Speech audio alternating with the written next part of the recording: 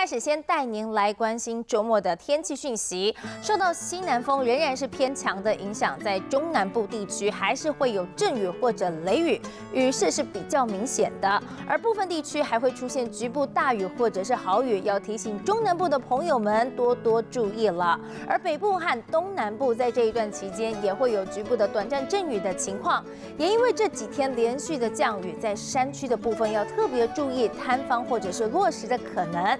而在温度方面呢，中南部高温大约是31、32度，其他地方大约是33到35度。大台北局部地区可能会有36度的高温。接着带您关心各地详细的温度预测。来看到基隆、台北、新北、桃园最高温35度，最低温27度。新竹、苗栗、台中、彰化最高温33度，最低温25度。南投、云林、嘉义、台南最高温31度，最低温26度。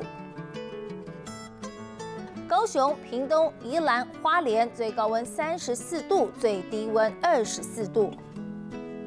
再来看到台东、澎湖、金门、马祖最高温33度，最低温27度。